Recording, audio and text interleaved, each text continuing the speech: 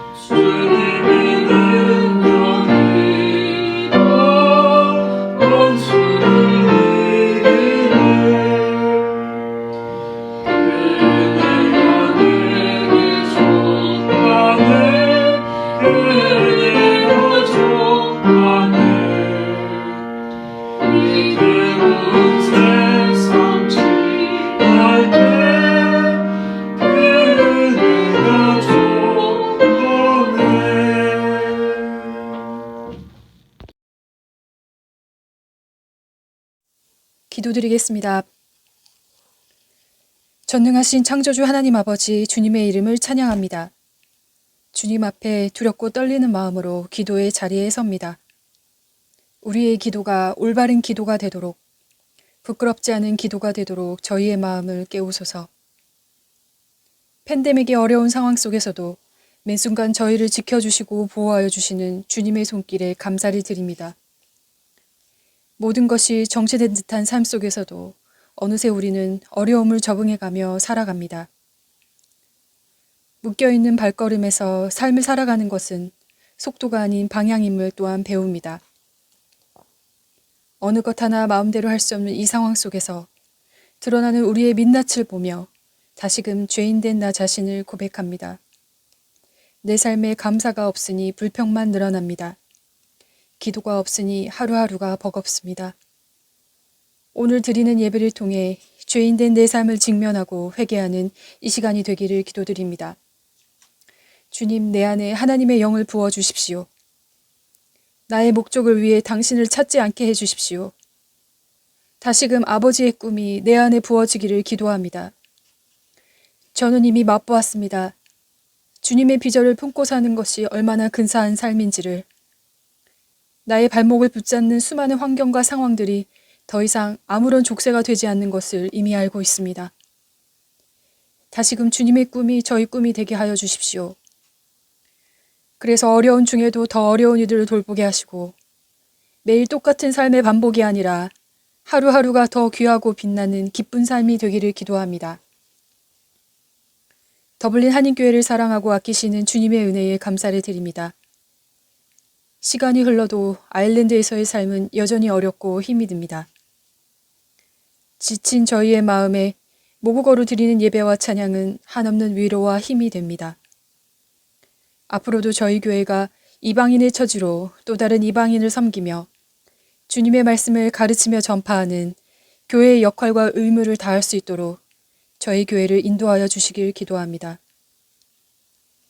박용남 목사님의 성령 충만과 강건을 위해 기도드립니다.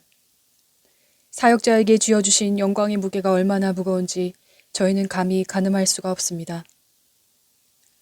주님이 책임져 주신 삶, 가는 길이 외롭고 험난해도 다시 일어설 수 있는 힘을 주시길 기도드립니다. 저희 성도들도 함께 걸어가겠습니다. 아픈 지체들을 위해 빠른 회복과 치유가 있기를 기도드립니다. 경제적 어려움 속에 있는 가정들을 지켜주시고 한 학년을 마무리하는 학생들과 자녀들을 축복해 주시길 기도드립니다. 세상은 여전히 하나님의 뜻이라 칭하며 전쟁과 차별을 일삼으며 주님의 이름을 성공의 도구로 삼고 있습니다. 하나님의 공의와 정의로 심판하여 주십시오. 오늘도 세상과 자신과의 싸움을 힘겨이 버티며 살아가는 이 땅의 모든 하나님의 자녀들에게 주님의 평강과 위로와 소망이 함께 하시기를 예수님의 이름으로 간절히 기도드립니다. 아멘.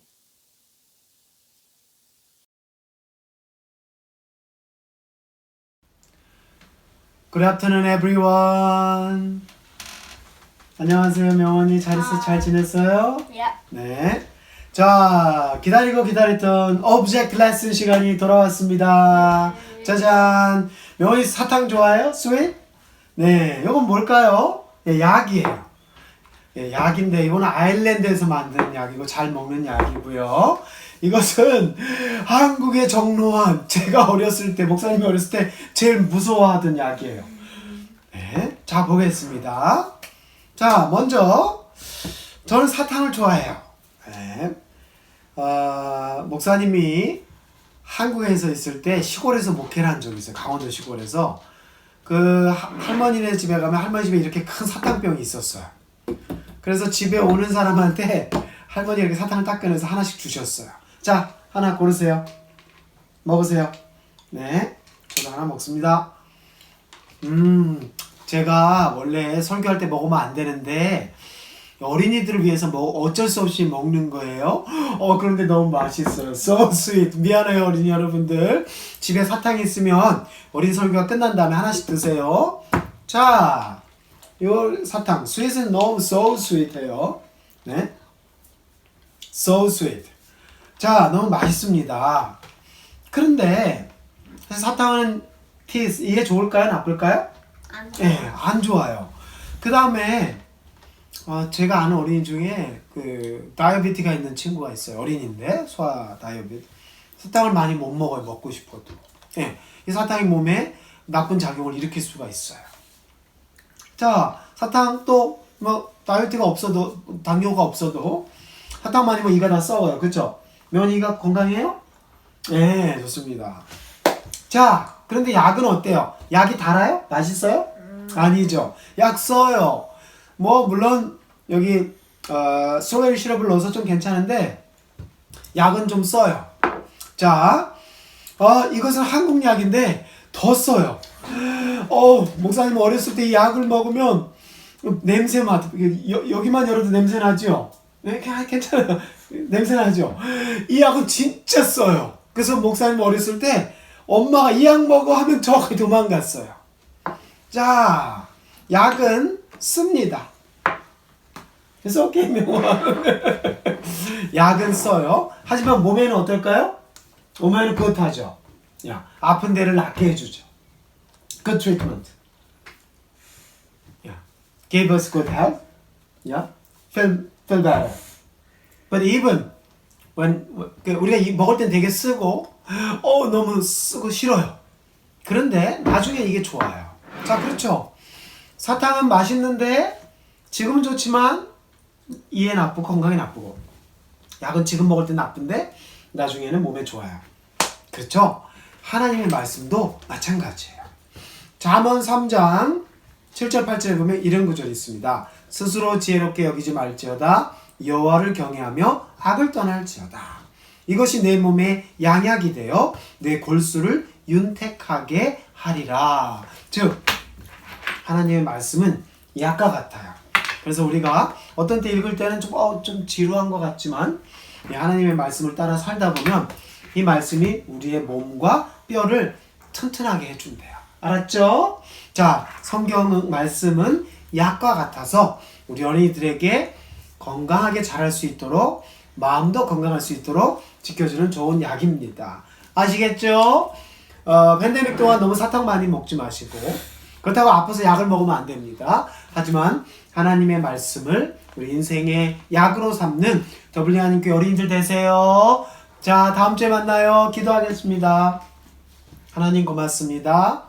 하나님의 말씀, 성경책, 신약 구약이라는 좋은 약을 주셔서 우리가 이 말씀을 잘 먹고 잘 마음속에 간직하면 이것이 우리의 영혼과 육체를 건강하게 해주고 튼튼하게 해준다는 이 하나님의 말씀을 기억합니다. 우리 하나님께 어린이들 팬데믹 기간 동안 아프지 않도록 주님 건강하게 지켜주시고 너무 사탕 많이 먹지 않고 하지만 이 하나님의 말씀의 약을 늘 간직하고 사모하는 우리 어린이들 되게 해주세요. 예수님의 이름으로 기도했습니다. 아멘. 다음 주에 만나요.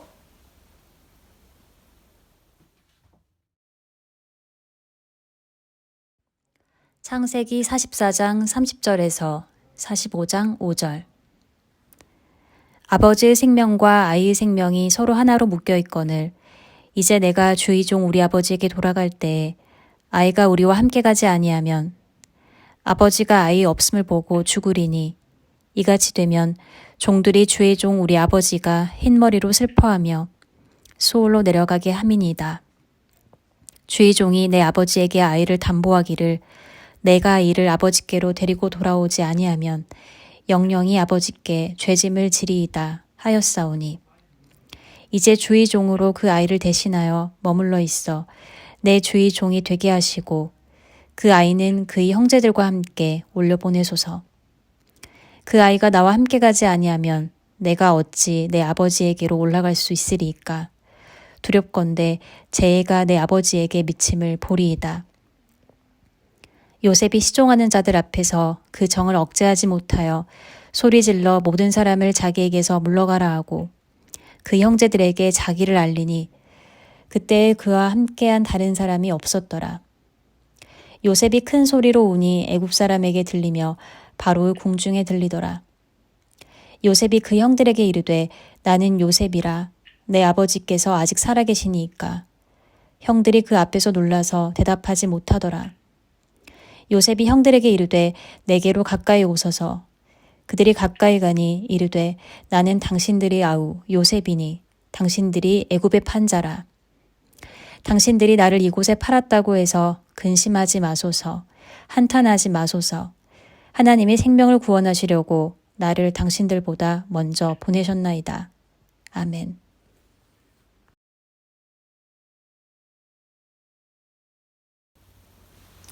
안녕하세요. 오늘 말씀의 제목은 요셉의 삶을 통해서 발견하는 하나님의 네 가지 일하시는 방식 두 번째 시간입니다. 지난주에는 앞에 두 가지를 봤습니다. 즉 요셉의 삶이라고 하는 인생 전체의 퍼즐에서 중요한 네 개의 퍼즐 두 가지를 잘 살펴보았습니다. 그렇죠? 여러분 벌써 잊어버리시진 않았겠죠? 첫 번째 퍼즐은 뭡니까? God is always working together in variety of circumstances. 그렇죠? 하나님은 이례적인 사건으로 일하시는 분이 아니라 여러 가지 지속적인, 연속적인 그 사건과 경험을 통해서 우리 가운데 일하시는 분입니다. 요셉이 경험한 사건들을 다 뜯어보면 하나하나가 그 다음과 전후로 계속해서 잘 연결되어 있음을 바라볼 수가 있습니다. 이런 점에서 기독교는 기복신앙이 아닙니다. 기독교는 한 번 하나님을 잘 믿고 하나님의 한 번의 축복으로 완전히 수지 맞는 그런 것을 추구하는 것이 아닙니다. 오히려 이 요셉의 삶에 인생에서 벌어지고 있는 여러 일련의 사건들, 그 사건 하나가 연결되어 있고 하나님은 그 연결선상 속에서 부족한 요셉에게 인내심을 가르치시고 또 요셉에게 인생에서 필요한 것을 가르쳐 주시고 또 어린 시절에 가졌던 그 비전이 형들에게 바로 말해서 형들의 미움을 받는 그런 것이 아니라 그 자신이 어렸을 때 간직했던 그 비전을 이제 어떻게 하나하나씩 그의 삶 속에 드러나고 간직하는지를 이 시련의 과정을 통해서 잘 배운 것이지요. 두 번째는 하나님께서는 그렇게 다양한 환경 속에 일하시면서 또 하나님께서는 역시 그 다양한 사람들과 함께 끈기 있게 참을성 있게 일하시는 분입니다. 요셉의 인생에서 다양한 인생들이 동장을 하죠. 형들은 나쁜 역할을 하는 것만 같지만 그렇지 않습니다. 오늘 본문에 보면 형들이 변화되는 모습을 우리는 발견하게 됩니다. 이렇습니다. 자신의 인생만 하나님을 믿고 좋아지는 것이 아닙니다. 자신의 삶 속에 만남으로써 기록되었던 많은 사람들의 생애에 하나님께서는 요셉의 삶을 통해서 상호작용을 하고 계시는 것입니다. 그것도 인내심 있게 하시는 것이죠. 자, 오늘 우리가 요셉의 인생의 중요한 네 가지 퍼즐, 하나님이 함께 일하시는 방식의 네 가지 퍼즐 중에 세 번째 네 가지 것을 보도록 하겠습니다. 세 번째는 뭐냐면 God is always working out a variety of consequences. 그렇죠? 하나님께서는 항상 여러 사건의 그 결과들을 통해서 함께 일하시는 분이십니다. 여러 사건의 그 결과들이 잘 연결됨으로써 하나님은 그렇게 요셉의 삶 속에 적극적으로 개입을 하십니다. 여러분, 요셉의 사건을 보면은 참 놀라운 것이 있습니다. 요셉이 그 10대에 팔려가죠. 형들한테 미움을 받아서요.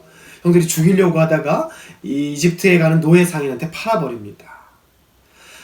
성경 구약학자들의 그 주석에 의하면 요셉의 나이를 대략 16세에서 18세 정도로 추정을 하고 있습니다. 청소년 때죠. 겁없을 청소년 시절입니다. 자, 그렇게 팔려간 그가 애굽의 총리 대신이 언제 되었냐면요. 31살에 되었습니다. 그렇죠?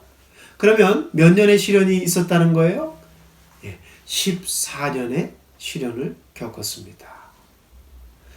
이 창세기와 구약에 나오는 숫자가 주는 그 어떤 심오한 그 하나님의 메시지는 우리가 늘 깊이 묵상을 해야 된다라는 것입니다.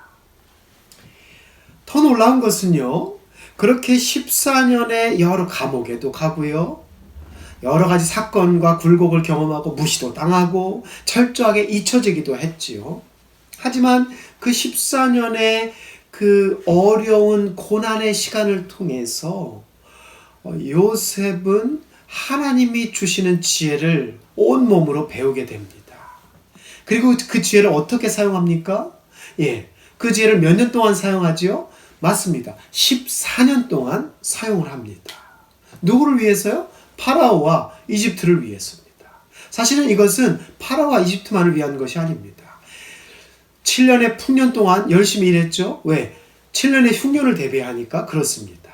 사실 총리 대신이 됐지만 14년의 고난 이후 14년이 편한 것은 아니었습니다. 7년 동안 열심히 일을 해서 곡간을 지었지요. 그래서 7년의 풍년을 잘 차곡차곡 쌓았습니다. 그리고 나서 7년의 흉년이 들었을 때 이집트를 먹여 살리고 이웃 국가들을 먹여 살리고 모든 사람이 나중에는 땅 문서를 가지고 와서 요셉에게 바치고 곡식을 사가고 종자를 사갔습니다. 당연히 파라오의 땅이 되었지요. 이렇게 요셉은 14년의 그 어려운 시간의 배움을 통해서 그 14년의 지혜를 배우게 되었고요. 그 지혜를 통해서 7년의 풍년과 7년의 흉년을 잘 준비하고 있습니다. 더 놀라운 것은요, 요셉의 아버지 야곱이 라반에게서 그 부인을 얻을 때 몇 년을 일하지요? 네, 맞습니다. 14년입니다. 결국 이 야곱의 아버지 요셉도 7년 해서 14년을 죽어라 일하면서 하나님께서 주신 터전을 닦고 아내를 맞이하고 자신의 살림의 기반을 마련했습니다. 그 14년의 고난을 통해서 형과의 그 화해를 준비했던 것이고요. 형을 속이고 뛰쳐나왔다가 이제 형과 화해하고 결국은 궁극적으로는 하나님과 약복강에서, 약복은 와디입니다. 건천이라고 하죠. 비가 올 때만 흐르는 강이죠. 그 와디 약복에서 하나님과 화해하며 하나님의 천사들과 화해하며 또 이제 형 에서와 화해를 하는 것이죠. 또 놀라운 것은요, 그럼에도 불구하고 이 아버지 야곱은 여전히 자신의 페이보리티즘, 자신의 그 선호하는, 자신이 고집하는 우선순위가 늘 있었습니다. 누구죠? 그것이 바로 여러 형제 중에 요셉을 예뻐했죠. 여러분, 부모가요, 특정 자녀만 예뻐하면 자녀들에게 분란이 생길 수 있습니다. 그런데도 야곱은 그 라헬에서 태어난 요셉만을 예뻐했어요. 또 요셉이 그래서 결국 형들의 질투를 받고 팔려가자 요셉이 죽은 줄 알게 됐죠. 그러니까 이제 그 집착이 누구한테 갔습니까? 베냐민에게 갔죠. 이런 집착에서 여전히 벗어나고 있지 못합니다. 오늘 저와 여러분들이 읽은 본문 창세기 44장 30절에서 34절 그리고 45장 그 8절까지 말씀을 쭉 보면요, 요셉이 형들에게 자신을 드러냈죠. 근데 언제 드러냅니까? 형들의 진실을 발견한 다음에 형들과 화해하고 자신이 누군지를 밝힙니다. 그렇습니다. 여기에 바로 해답이 있습니다. 하나님께서 요셉에게 주신 이 시련의 여러 해, 14년이라고 하는 긴 시간 동안 요셉은 비로소 하나님께서 주시는 지혜를 경험하게 되고요. 그것을 통해서 한 나라의 총리 대신 됐습니다. 또 요셉은, 하나님과 함께했던 이 요셉은 이 화해, 온 가족이 화해하는 장으로서 바로 고향 땅으로 돌아가서 아버지를 모시고 화해하는 것이 아닙니다. 오히려 하나님은 베냐민을 아버지의 품 안에서 이집트로 끌어냅니다. 그렇죠? 데리고 왔는데 어떻게 됩니까? 형들이 이제 베냐민을 데리고 오면 곡식을 판다 그러죠. 근데 요셉이 몰래 베냐민의 가방에 은자를 넣었습니다. 그러니까 베냐민이 잡혔어요. 그래서 이제 내가 너희들한테 잘해줬는데 이거 훔쳐갔는데 누가 훔쳤어요? 베냐민. 너 이제 못 가. 넌 갈 수 없어. 그랬더니 어떻게 됩니까? 바로 오늘 성경 말씀입니다. 30절, 31절 쭉 해서 보면요. 예. 이 드디어 형들이 진심으로 그 베냐민을 보내달라고 간곡하게 부탁하는 장면을 우리는 성경에서 발견할 수가 있게 되는 것입니다. 그렇죠? 이 30절에 보면 이렇게 되죠. 아버지의 생명과 아이의 그 생명이 서로 하나로 묶여 있거늘 지금 이 아이를 데려가지 않으면 아버지 죽습니다. 우리 아버지 돌아가시면 정말 안 됩니다. 그러니 제가 대신 베냐민 대신 묶여 있겠습니다. 제발 이 아이를 형제들과 함께 올려 보내주시고 저를 잡아두시옵소서. 이렇게 간절히 부탁을 하고 있습니다. 그렇죠? 이때 요셉은 형들의 진정성을 발견하게 되는 것이죠. 바로 그 형들의 진정성을 발견한 그 요셉은 마음에 큰 감동이 일어납니다. 아, 이 정도면 내가 형들을 믿을 수 있겠구나. 그래서 결국 45장 1절에 보면 요셉이 그 정을 억제하지 못하여 소리질러 모든 사람에게 이집트의 하인들을 다 물리쳤습니다. 그리고 아무도 없게 한 다음에 큰 소리로 2절에 보니까 울었어요. 그때 얼마나 크게 울었는지 애굽 사람들의 바로의 궁정에 그 소리가 다 퍼졌다고 그랬습니다. 그리고 나서 요셉이 형제들에게 나는 요셉입니다. 내 아버지께서 아직 살아계시니 이제 여러분 형들이 저를 팔아먹은 게 아니라 하나님이 형들을 앞서서 애굽에 보낸 것입니다. 이렇게 말합니다. 오늘 45장을 잘 읽으신 분들은요. 저희가 지난주에 읽었던 50장을 읽지 않아도 형들이 떨 필요가 없는 겁니다. 아버지가 돌아가셨다고 해서 요셉이 형들을 해할까 봐 무서웠는데요. 이미 요셉은 이 45장 이 순간에 바로 형들을 용서한 것입니다. 왜? 그것이 하나님의 뜻이라는 것을 14년의 고난을 통해 경험했기 때문입니다. 그리고 하나님은 이제 아버지 그 야곱도 빈손으로 만들었습니다. 왜 그렇습니까? 사랑하는 아들 요셉을 잃었죠. 이제 베냐민도 보냈지 않습니까? 비로소 이제 야곱도 자신의 그 페이버리티즘, 자신이 여전히 고집하는 자신의 그 소중한 것을 꼭 자식을 잡고 있으려고 하는 그 자기의 고집을 이제 포기하고 빈손이 되었습니다. 형들도 이제 파라오의 총리 대신 앞에서 빈손이 되는 거죠. 이렇게 빈손으로 바로 이집트 땅에서 온 가족의 화해를 하나님께서는 도모하고 준비하고 계셨던 것입니다.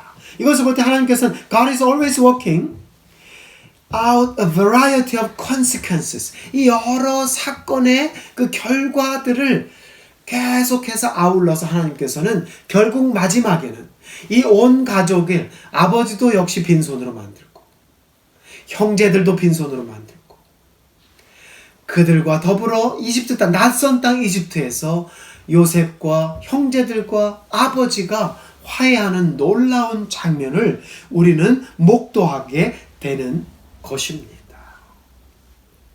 이것이 바로 오늘 요셉을 통해서 우리가 발견해야 되는 그 하나님이 함께 하시는 세 번째 중요한 그 퍼즐의 모퉁이입니다.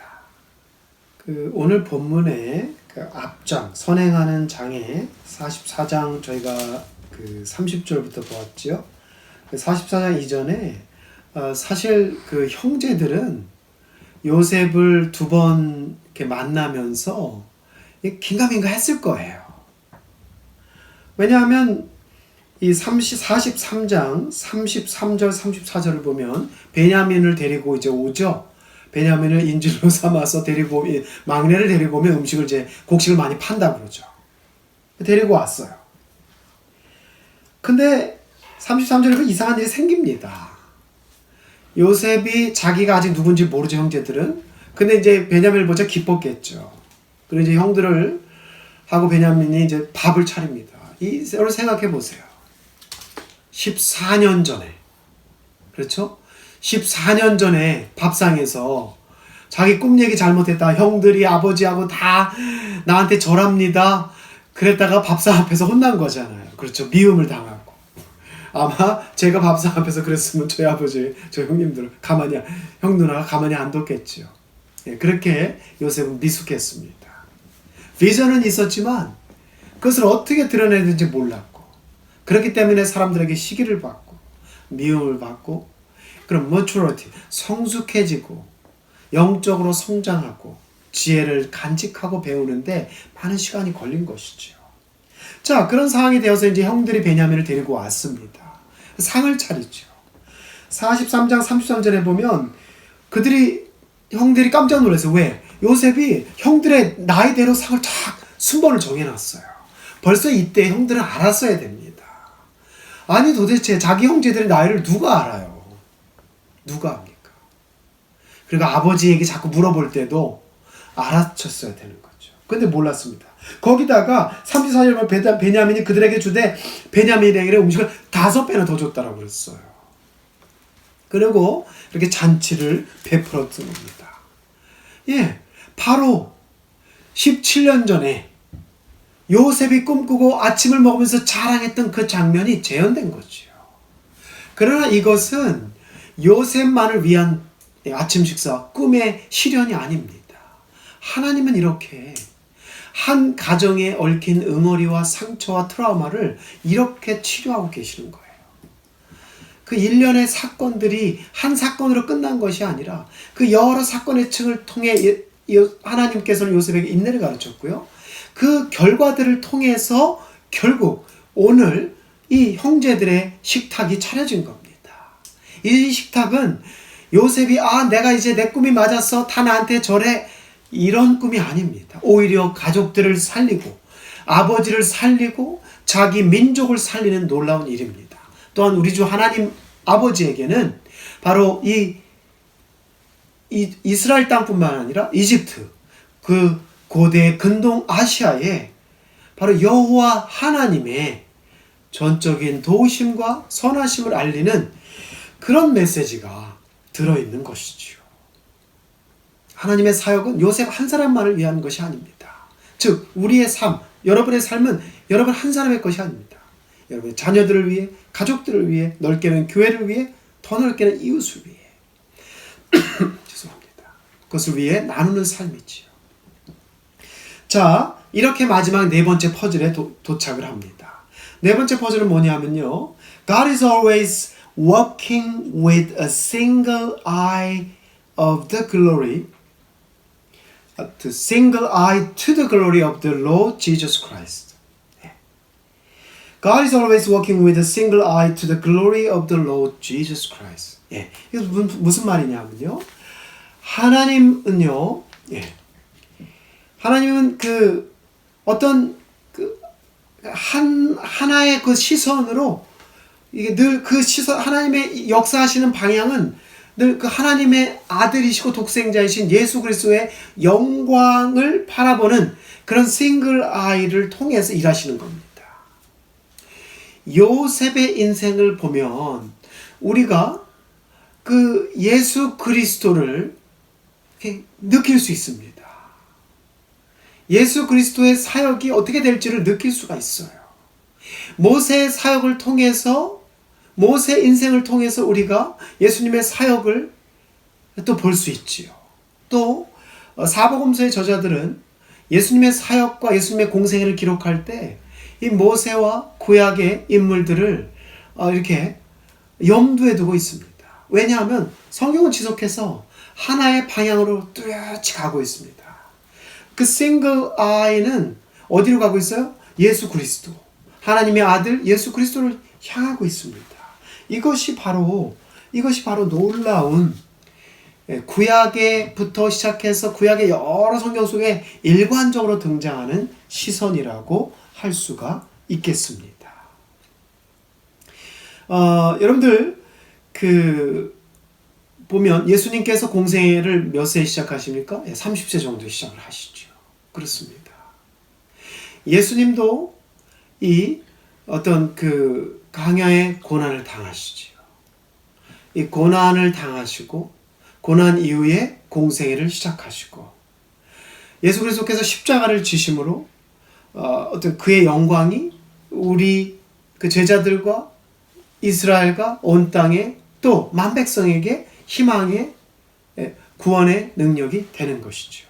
이렇게 요셉의 인생의 굴곡들을 쭉 보면 이 사건도 역시 누가복음을 통해서 보면 마태복음에 드러난 족보들을 통해서 보면 이 예수 그리스도의 The Shadow of Jesus Christ라고 표현하는데요. 이 구약학자들은요.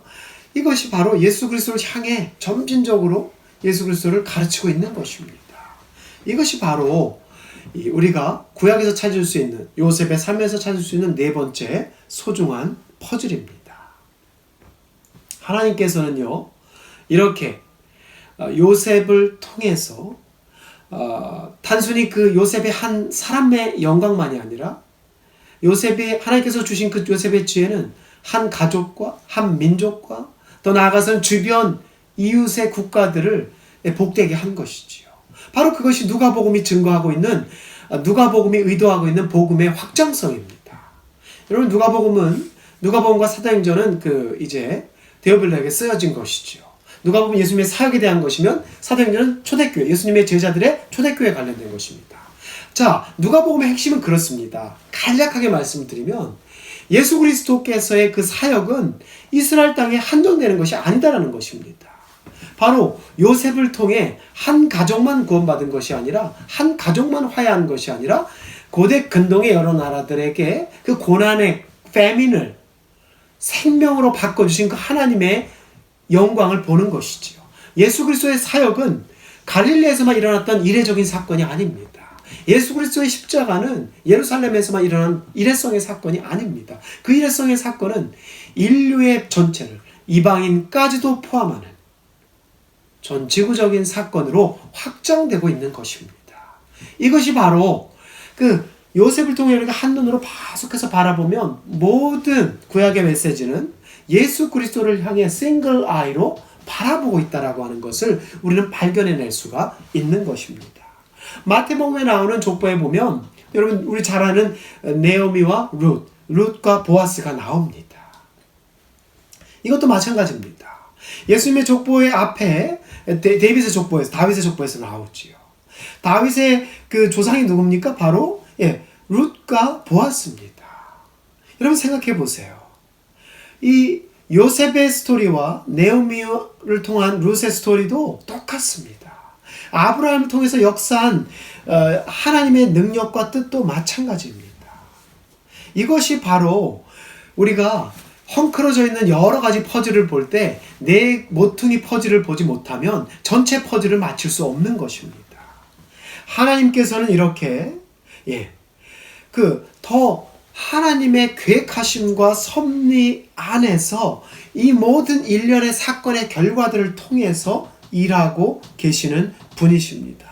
인간의 슬픔과 인간의 아픔과 그 죽음의 역사를 하나님께서는 은총과 은혜의 역사로 결국 하나님의 아들을 영화롭게 하기 위한 방향으로 계속해서 이어지고 있다라고 하는 것입니다. 네오미의 아픔, 그렇죠. 야곱의 아픔과 비슷합니다. 남편을 잃고 두 아들을 잃고 하지만 그 보아스를 통해서 다시 가정이 회복되고요. 그 회복됨을 통해서 그 집안의 자손에서 다윗 왕이 나오는 것이죠.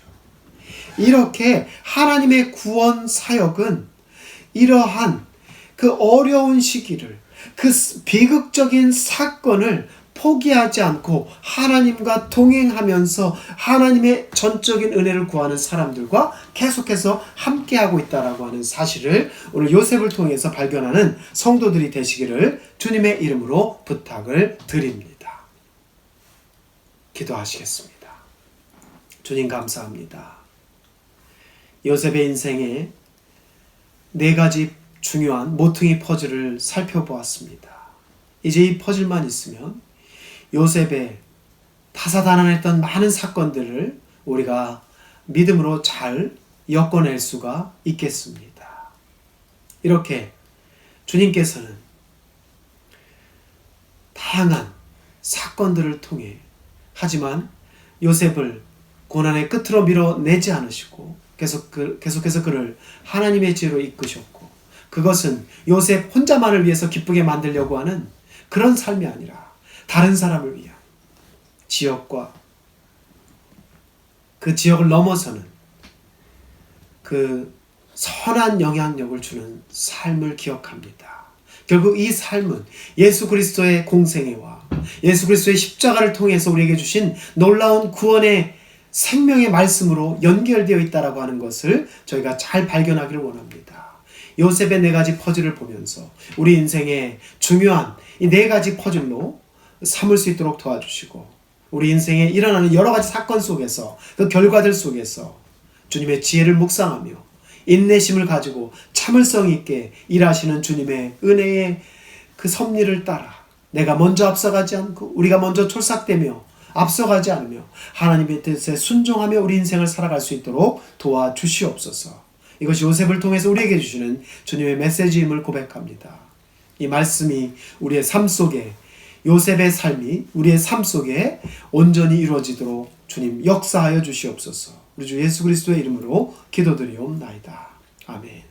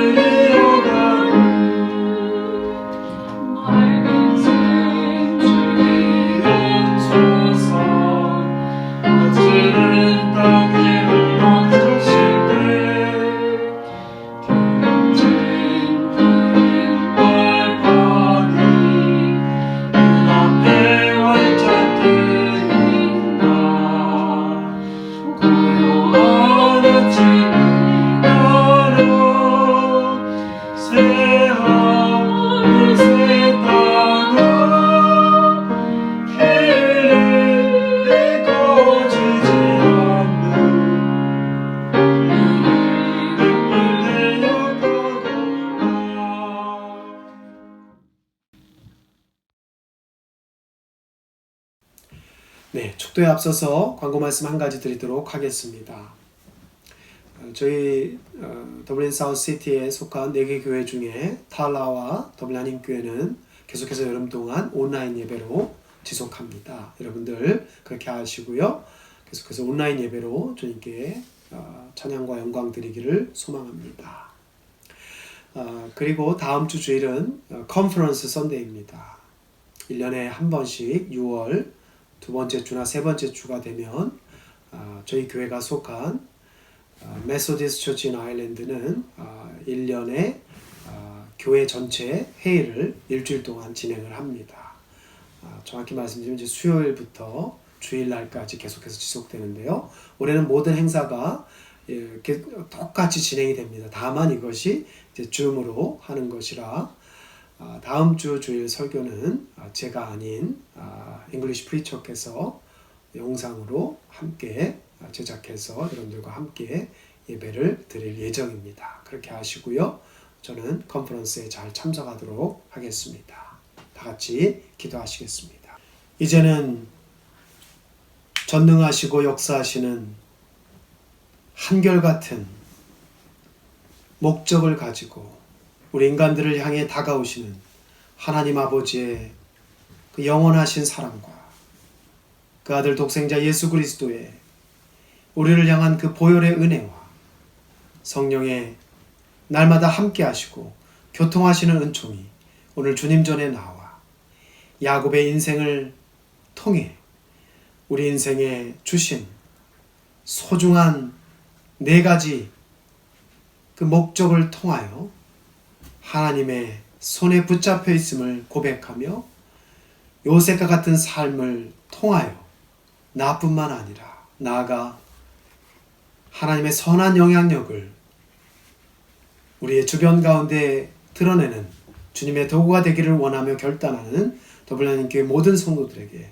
지금부터 영원까지 하나님의 축복이 함께 하시기를 간절히 축원하옵나이다. 아멘.